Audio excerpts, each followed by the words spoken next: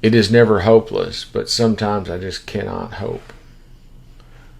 That line wraps itself around the soul of this moment like barbed wire pulled tight by trembling hands.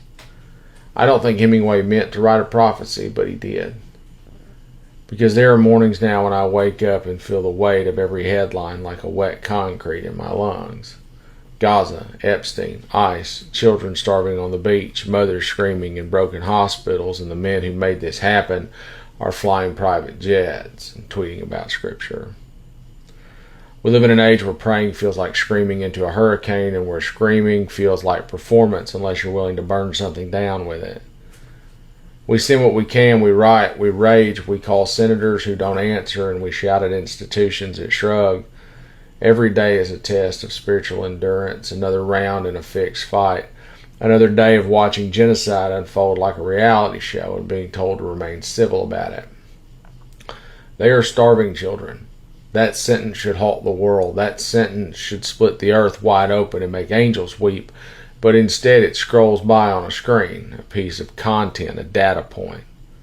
Starving children, swipe, like, and move on. And every once in a while someone says, well, if Hamas would just, and I swear to God, something inside of me breaks open and floods with fire.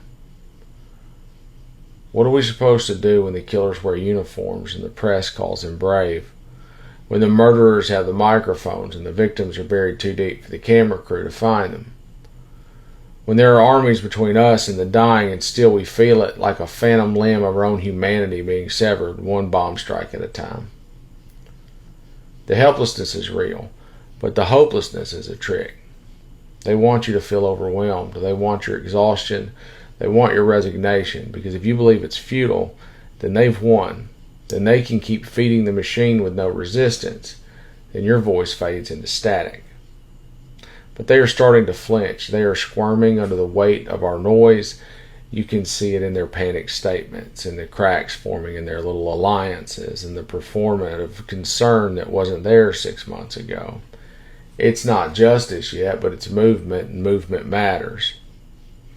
And still there are days when all of this feels like screaming across an ocean, hoping your voice reaches a child who has 3 days left to live, because the world has decided their life was expendable. And that child, they don't need your words. They need food, they need water, they need the missiles to stop. And you can't stop them alone. But here's the thing, we don't do any of this alone.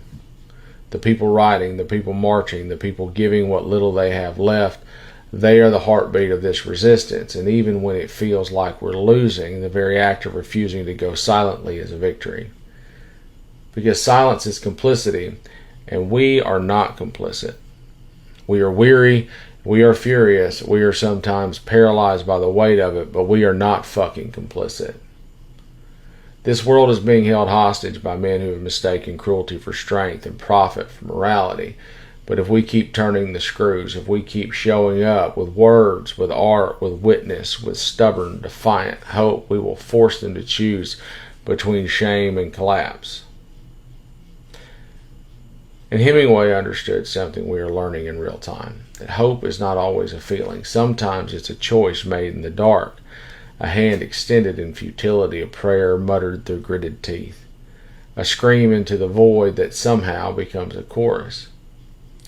And it is never hopeless, even when we cannot hope. And even then, hope is still a weapon, so wield it. Defiance till death.